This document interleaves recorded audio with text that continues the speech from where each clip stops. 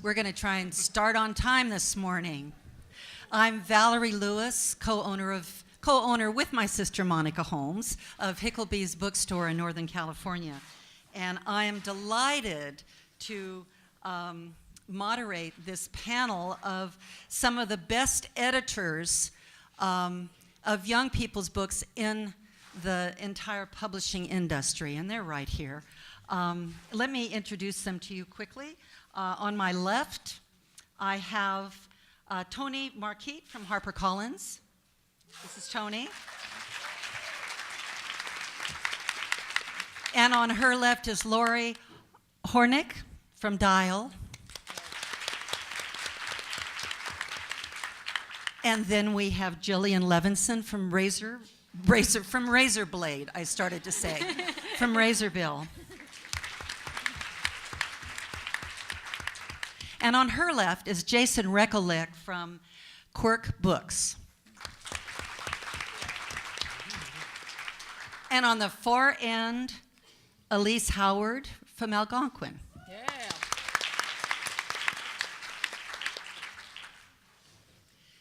These editors have gathered today for a book buzz, which just really means they've chosen favorites to let you know about today.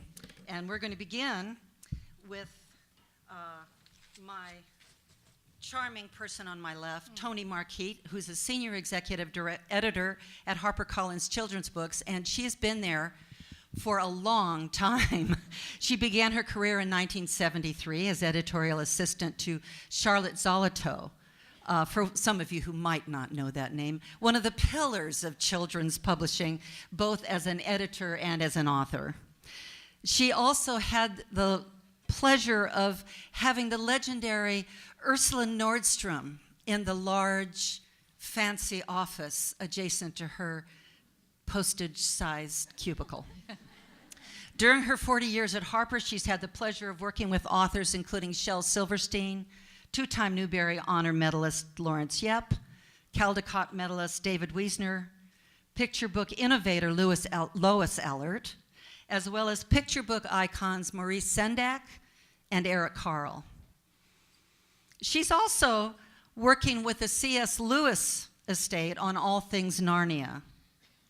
With a list made up of the best of the old, Toni is excited to be working with the best of the new, fostering fabulous talent like Carolyn Carlson. Let's welcome Toni this morning. Thank you very much. Since I'm pretty sure I'm the old lady in this group, I'll tell you up front that as soon as someone hears that I've been at HarperCollins Children's Books for 40 years, they ask, do you still like what you do? And they say it with that cross between disbelief and dismay that they may be talking to someone who is well over the expiration date. But yes, I'm still here, but I do not like what I do. I love what I do. And the reasons for it are authors like Carolyn Carlson and her debut novel, The Very Nearly Honorable League of Pirates, Magic Marks the Spot. Editors know that beyond all the changes in our publishing world, the comings and goings of trends, the glitz and excitement of books to movies, what means something profound and long-lasting to us are the books and the authors.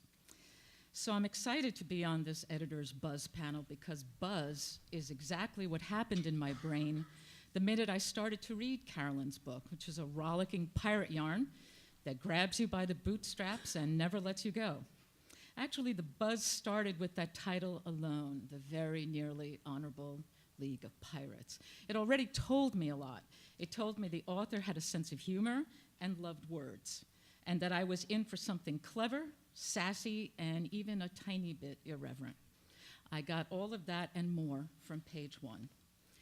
I discovered I would be carousing with scourges and scallywags, deciphering treasure maps, and on the hunt for an enchantress. Best of all, I instantly loved the heroine, Hillary, with her encyclopedic knowledge of pirate lore and her ability to tread water for 37 minutes. And Hillary has a gargoyle. Yes, a gargoyle. One who wears a pirate's hat, jaunty feather, a must, and who delivers the best one-liners in the book. This manuscript got me hook, line, and sinker on the first page. That doesn't happen all that often. Some manuscripts need to be teased out a little, massaged a bit, and then polished up, and that's completely wonderful in and of itself. Some of my favorite books were long labors of love, but Pirates was practically fully formed, a gift from an author who considers herself a newbie, but who has a wise old soul. I thought I'd give you just a tiny taste of the beginning of the book and what I saw when I cracked open the manuscript. Miss Westfield, we are pirates. We are not easily horrified. We have seen shipwrecks. We have seen sword fights. We have seen men eaten by crocodiles and crocodiles eaten by men. We have, on occasion, hung skeletons from trees. None of these things horrifies us in the least. Your letter, however, is another matter. We believe our rules are perfectly clear. No women, young or otherwise, may join our league. You may not set foot on our ships. You may not retrieve our buried stashes of magic coins. And you may not, under any conditions, hoist the skull and crossbones. In fact, we are not sure you should even be reading this letter. Signed with shock and consternation, One-Legged Jones. And the snippet, while funny and witty, also leads you right into Hillary's dilemma. For if she can't convince One-Legged Jones that she belongs in the league, she'll be sent off to Miss Pym's finishing school for delicate ladies, where virtue blossoms, and where Hillary will surely perish in a life of petticoats, politeness, and bathing caps. But as the gargoyle says, no self-respecting pirate would be caught dead in a bathing cap. Why learn to bow and curtsy when you can swing from the rigging? Why learn to wield a crochet hook when you can brandish a nice, flashy sword? Why learn to feint with style when you could be off on a daring adventure to find buried treasure? But she's the daughter of the Admiral of the Navy, so Hillary is soon shipped off to Miss Pym's, and life looks very bleak, and the gargoyle is bereft. Where are the nice, juicy spiders for his snacks? What about his rakish pirate's hat? Scratchy sweaters with dancing sheep embroidered on them? No, an embarrassment to his sense of style. But nothing is going to stop Hillary from getting what she wants for herself. Not her father, not the entire Royal Navy, and certainly not a bunch of very nearly honorable but very completely old-fashioned League of Pirates. And there, underneath the laughs and the clever repartee, is the heart of the story. No women or girls allowed will just not do, and will not stop Hillary, not ever. Was I then surprised to find out that Carolyn is a certified junior Maine guide with wilderness skills? Considering I don't even know what that means, I was impressed and no, not surprised. Here was a woman who knew all about taking risks and getting things done. And just like Hillary, I have a feeling Carolyn won't take no for an answer either. She told me Magic Marks the Spot began its life as her creative thesis at the MFA program in writing for children at Vermont College of Fine Arts. I think she aced that course. I bet her advisors were as captivated as I was, and since she's always loved middle grade fantasy novels and writers like Susan Cooper and Madeleine L'Engle, it's only natural that Carolyn's first book is about magic. For editors do like to tell authors, write what you know. But what you know isn't always something in the real world. Often it's about what's in that other world we all live in our heads. There are vampires in there, and gorillas who are best friends with elephants. There are talking pigs and spiders, and boys who grow up in graveyards. And happily now, there is an intrepid girl and her magical, wisecracking gargoyle. And she's ready to take on an entire league of pirates, and you too. It will be my pleasure to work with Carolyn on many more books for year to come. Maybe not 40 more, Carolyn, but hopefully a good long time. Thank you for being our author and for your amazing, glorious book.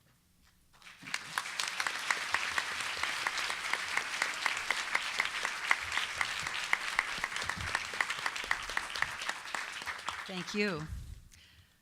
Lauri Hornik is president and publisher of Dial Books for Young Readers and has previously held positions at Bantam Doubleday Books, for young readers, and Houghton Mifflin, children's books.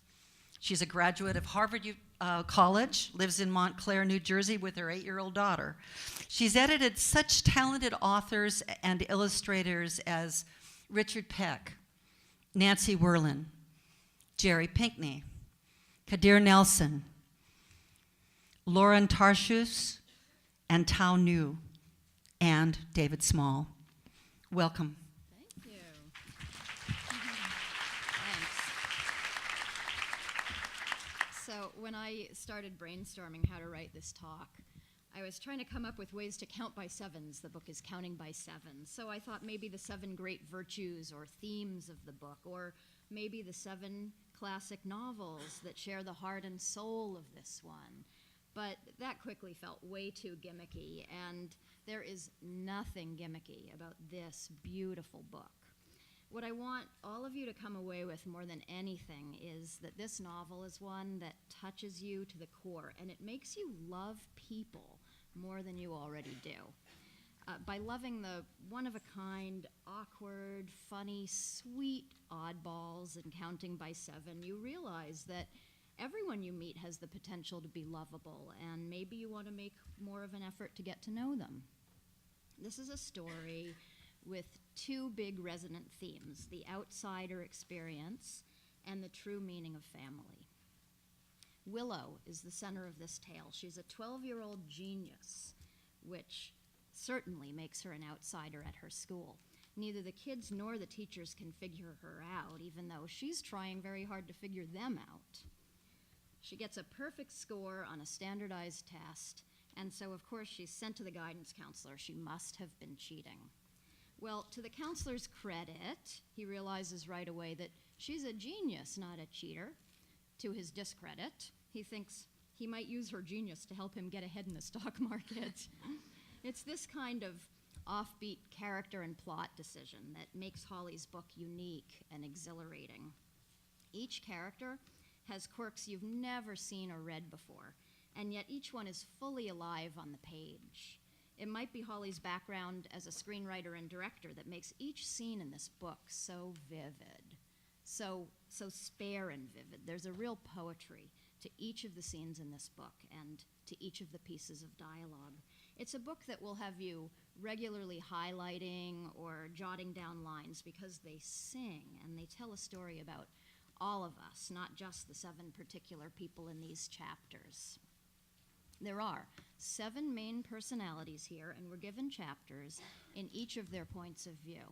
Willow is the voice we hear most often, but the people circling around her and gradually being drawn closer to her, they also get their say.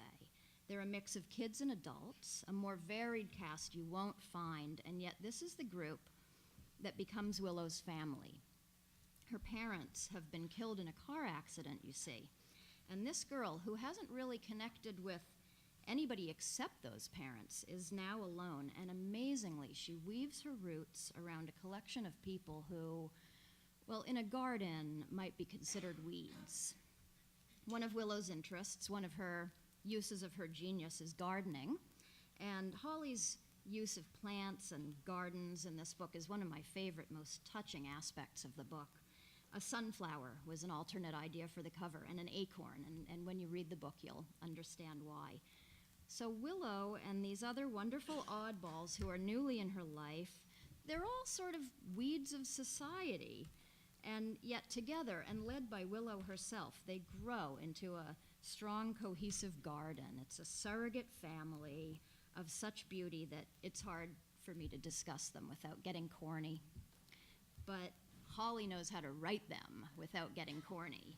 It's her spot-on dialogue, her fully alive details, her regular sprinklings of great humor that make this unlikely tale absolutely believable and real and inspiring. We gave out bound galleys at the IRA convention recently, and the glowing emails have been rushing in ever since. I don't remember a time when there's been so much feedback and really so much enthusiasm right away after a conference. It's clearly a book that teachers will be anxious to share with their classes, and parents are going to love reading this to their kids, sort of like how Wonder grabbed everybody last year. What's most important about a friend? What does or should family mean? What are the 7 most important things in your life? Who are the 7 most important people? I can't wait to hear how kid readers of this touching, reassuring, lovely, lovely book are going to be answering those big questions afterward. Thank you.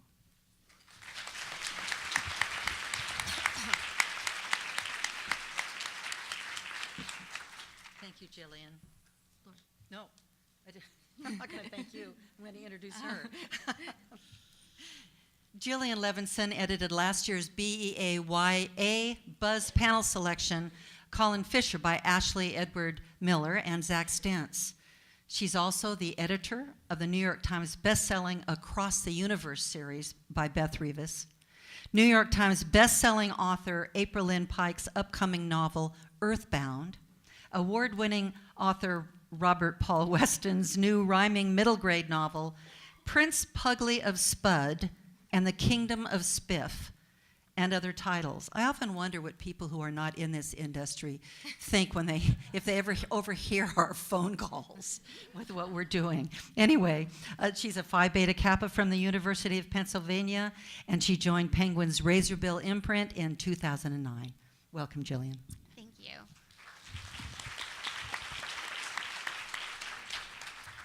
So as you heard, I'm Gillian Levinson, and I am so excited to be up here to tell you about a book that I truly love, The Fantastic Family Whipple by Matthew Ward. This novel is a book about world record breaking, and I think that's fitting because I feel like I'm up here with the publishing industry equivalent of world record holders. The editors and publishers sitting alongside me have won countless awards: Newbery, Caldecott, Coretta Scott King, Edgar, and their books have sat on the New York Times bestseller list for countless weeks. Meanwhile, I am also a world record holder of a sort. I have been at Razorbill for a whopping 4 years, which makes me the longest running Razorbill editor. So quite an accomplishment. But seriously, even in that time, I've become somewhat cynical, and it takes a lot about a new submission to surprise me. So I vividly remember when The Fantastic Family Whipple hit my inbox.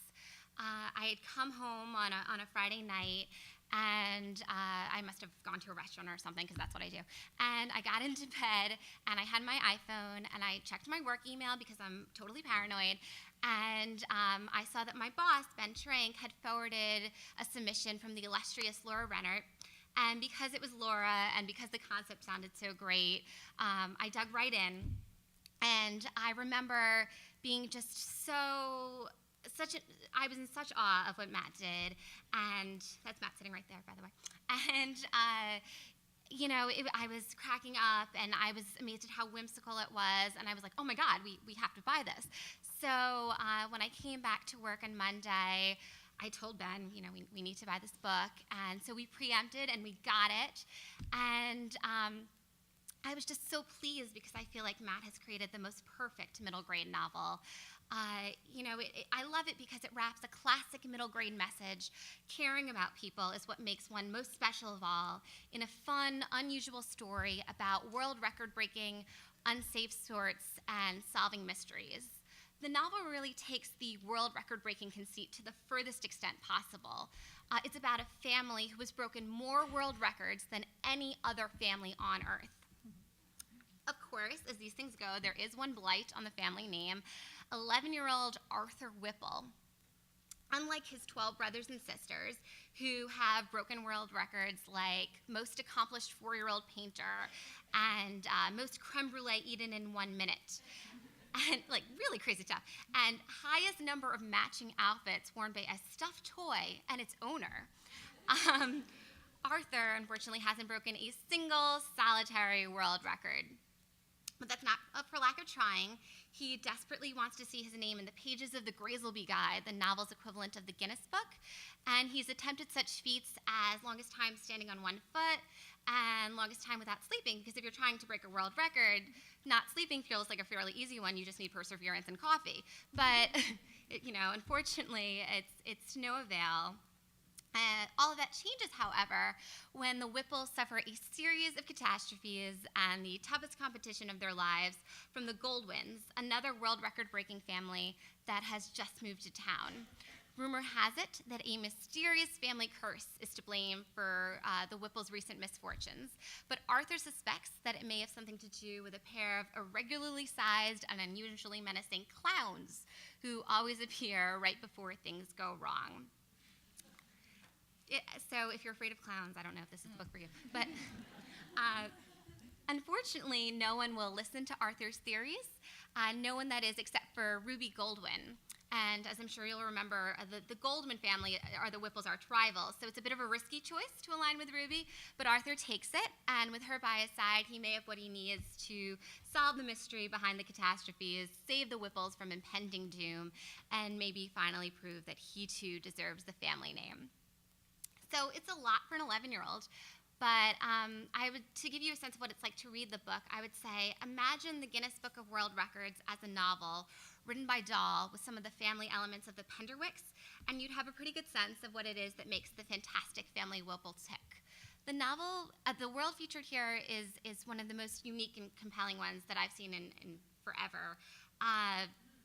It does a really great job of amplifying our own culture of achievement with the focus on record breaking. So I think that it's going to feel both familiar and sort of like wonderfully horrifying to the middle grade reader, because they also feel that enormous pressure to succeed.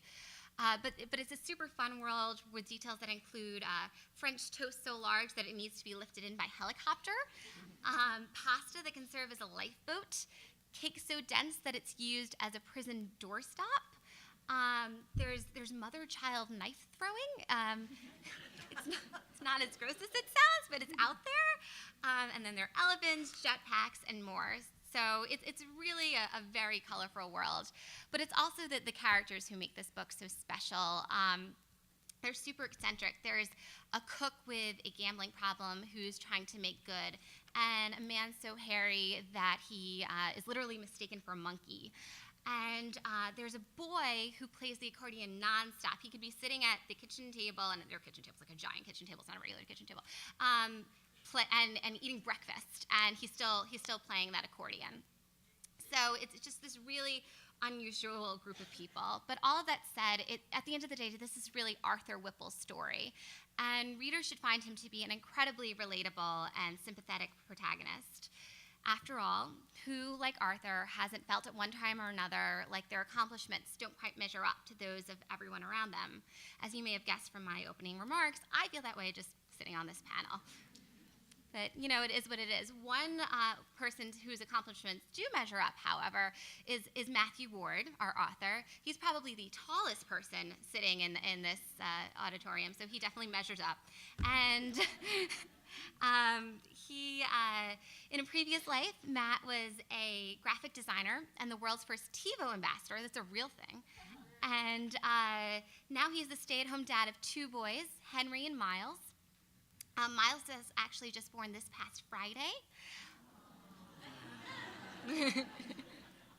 So we're all super happy for Matt, and Miles is happy and healthy. And, we came down to the wire here about whether Matt was going to be able to make it to BEA, but he did, and everything worked out.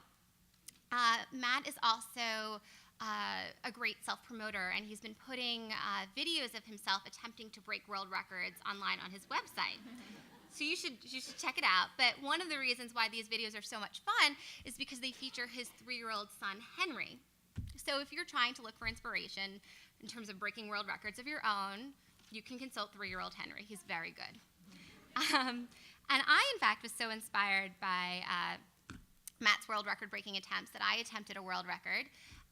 Longest paperclip chain in 30 seconds. The record is for 56 paperclips. I got 9.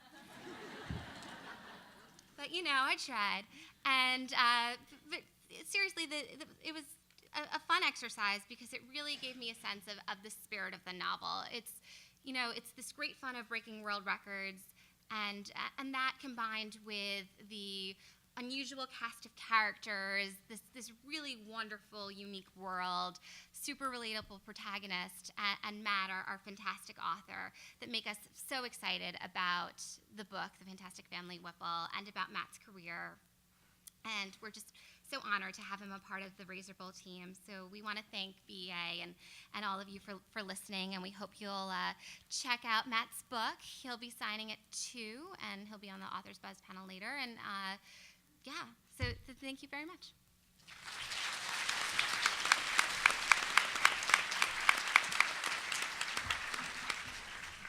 Thank you.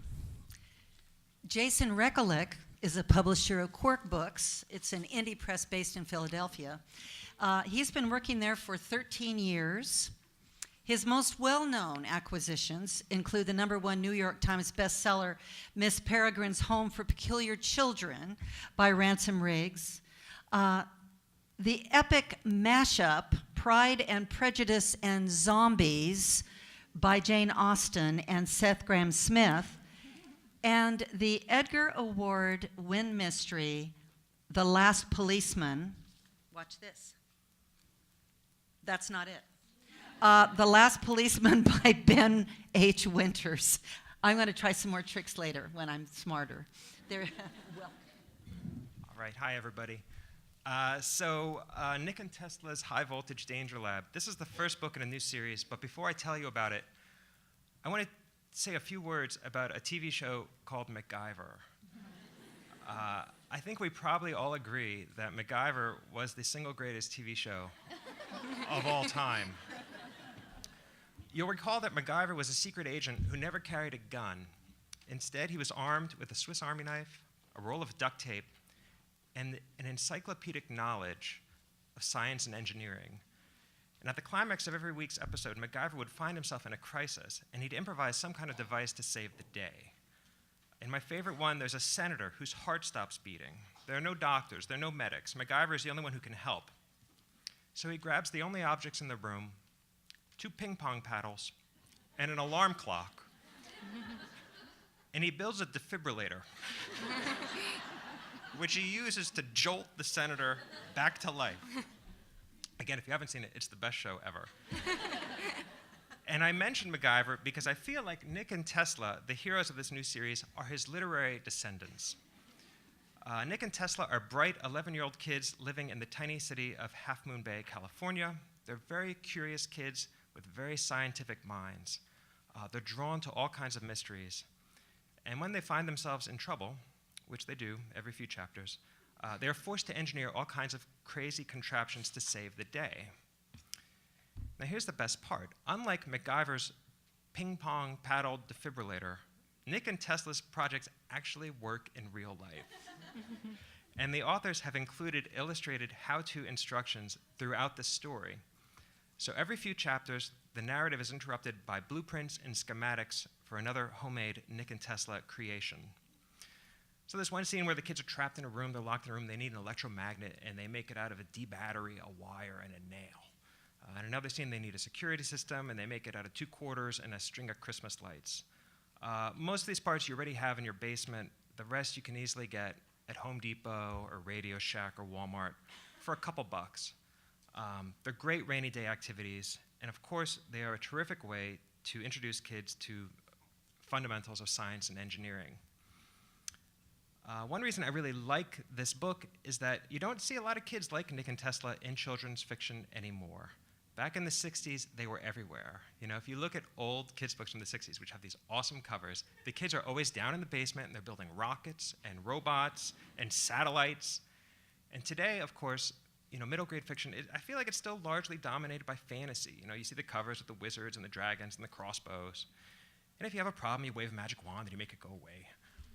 I'm not sure what this observation says about America in the 60s versus America today. But I like that this series will show kids solving problems using everyday household items and real fundamentals of science. Lastly, I want to talk about the authors. Their names are very small on this cover, but they're a big part of the appeal here. Steve Hockensmith is a mystery novelist and a New York Times bestselling author and an Edgar Award nominee. So naturally, he wants his name much bigger on the cover, and We're working on that. There's a lot to say on this cover. His partner on this series, though, is the guy who dreams up all these crazy MacGyverish blueprints, and his name is Science Bob Pflugfelder. He's an elementary school. He's right here. Science Bob is an elementary school teacher in Massachusetts. He spent his entire life around middle school kids. He knows how they think. He knows what they like. He knows what they can build without getting frustrated. He's the closest thing I know to a real-life MacGyver. Just last week, he sent me a video of a hovercraft he'd made using a lawn chair, a leaf blower engine, and a pair of fire extinguishers that give it thrust. And I swear to you, he keeps it in his living room. His YouTube videos of science experiments are shown in schools across the country. They have millions and millions of hits. He's also a regular guest on TV shows like The Jimmy Kimmel Show and The Kelly Ripa Show. He comes on TV, he teaches the hosts about science, and then they blow stuff up in front of a live studio audience. Science Bob will be at the Quirk booth today at 2 o'clock with some of the projects in this series. They're a lot of fun to play with. If you'd like to drop by, we're booth 2848. Thanks so much for your time, and enjoy the rest of the show.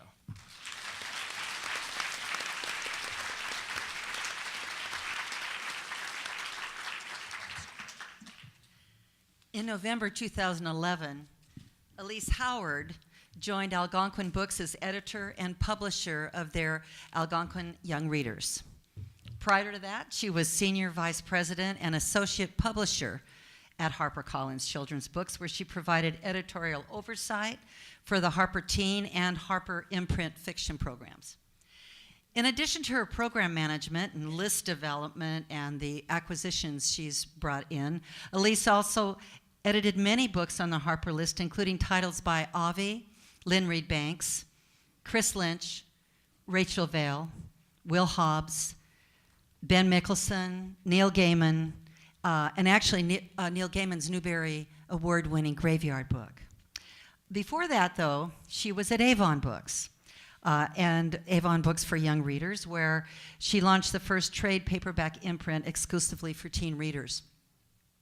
She also published an inspiring nonfiction title for young readers entitled Valerie and Walter's Best Books for Children, a lively and opinionated guide.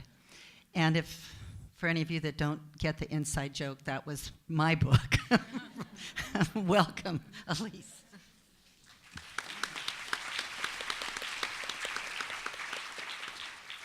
Thank you. So I was reading this manuscript in one of those classic acquisitions dry spells that will be familiar to every editor in the room. That time where you think you will never again find a book that you love. You start to worry that it's you, that you've somehow fallen out of love with books altogether, which is going to be a real problem for your list, for your career. At the same time, because my program at Algonquin Young Readers, which is a startup, was young, we were getting lots and lots and lots of acquisitions from everywhere, so I had gotten a little help from a reader. And this was one of the books that he had actually taken away to read, and I was growing impatient with him, and I snuck this one out of the pile myself. I went home from the office with the manuscript, I had dinner, I settled into my favorite reading chair, and I fell head over heels in love with the time fetch. It had been such a long time since I'd felt that way that I doubted myself a little bit. Was it real? Was it my desperation speaking? So I finished the book. I immediately turned back to the first page to read it again, just in case I'd been under some kind of spell. And I loved it again. Now, I'm not a bedtime reader, so for me to read 70,000 words in one go and then go back to the beginning and do it all over again was kind of an amazing feat. And this was the first of my experiences with this book where time almost seemed to stand still for me. At the same time, I went into the office the next day, and I arrived at work to find a note from my reader saying, "You better take a look at this one. And by the way, I'm going to finish reading it whether you ask me to or not, because I'm absolutely in love with it." And I thought, eureka, this is it. And then I began to have that terrible editorial anxiety that you get, that it was in some other editor's hands at the same time, and they had had the same experience that I did, and they were going to get to the agent before I did. But once again, almost as if time appeared in the universe exactly when I needed it, that was not the case. I called Adit Kroll, who was the agent for the book. We had a short and pleasant negotiation. Don't worry, she was tough, Amy. But I got the book. And I'm happy to say that since then, virtually everyone else who's read it has had a similar reaction. So here's a little bit about this story that captured me.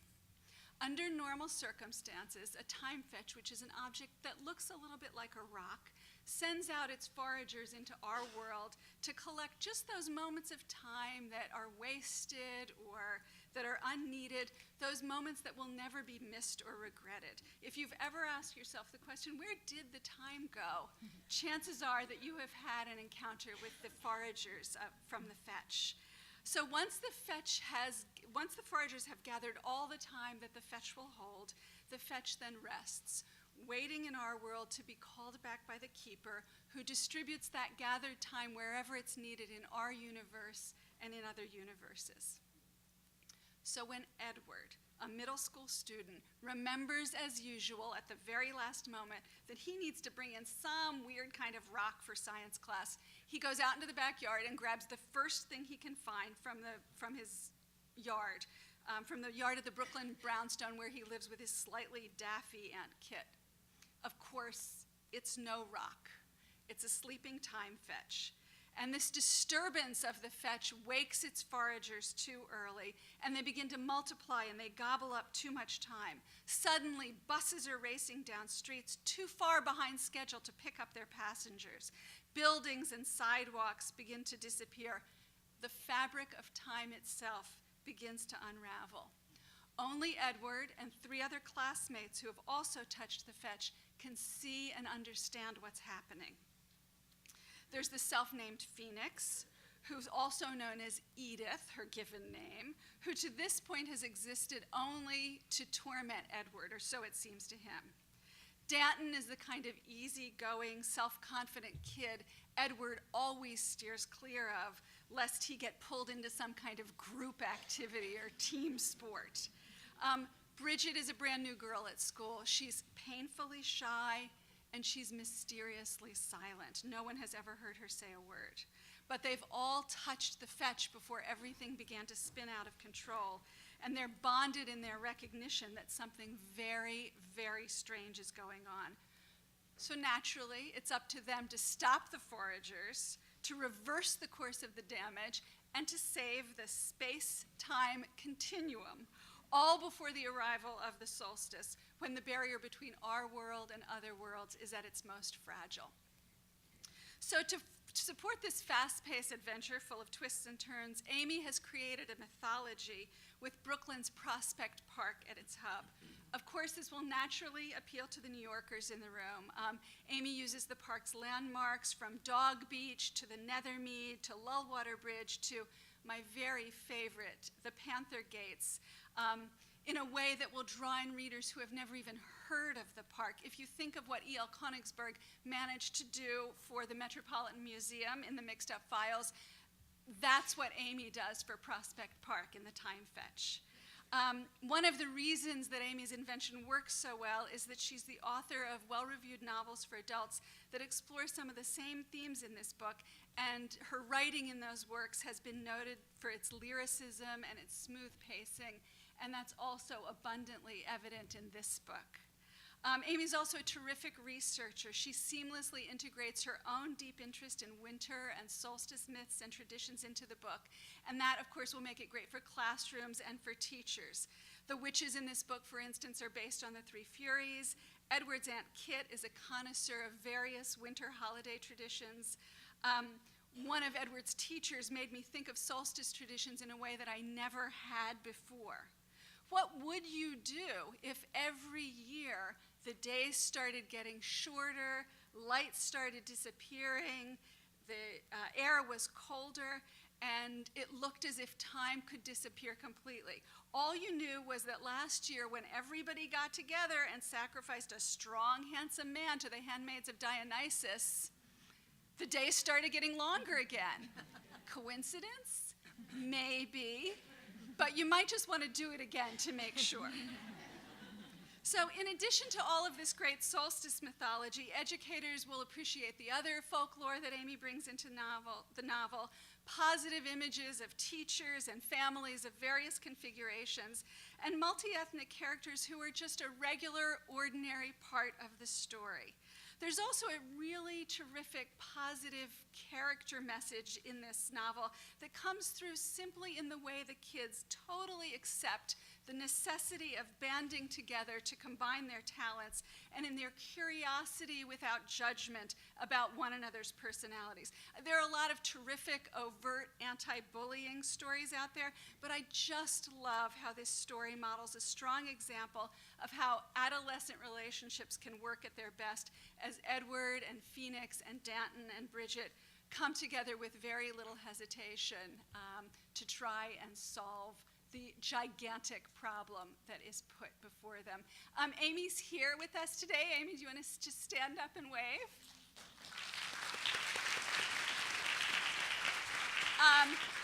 And I can see that this whole panel is going to need some help with the space-time continuum this afternoon, so we might have to call on the foragers, because she too will be at the Algonquin Young Readers booth 839 at 2, from 2 to 4, signing her book along with some of our other authors, so that I hope you'll stop by and get a galley and get a chance to meet Amy then. Thank you.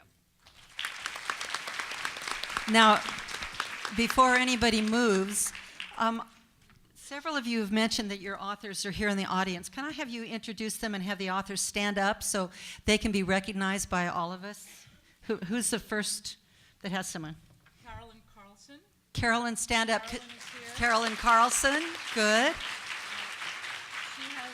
She'll be at the Authors Buzz panel today at 1, and her signing is at 3. Okay. And we have Holly Goldberg-Sloan, author of Counting by 7. Wonderful, Holly. Her signing is at 2 o'clock in the Penguin booth, 15:20. It's 2, right? Yeah. 2 to 3 at booth 1520, the Penguin booth. Matthew Ward. Stand up, Fantastic. tall man. There he is.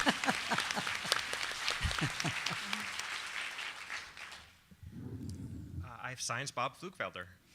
There he is, Science Bob. Okay. And now, because you are so important in this current world of self-publishing and changes in our business, as well as the long, hard, strong, consistent bookmaking, would the editors in the room please stand up and let's recognize them. Are any editors? There are a few. Yay. Thank you. Thank you. And thank all of you for being here, and have a wonderful time.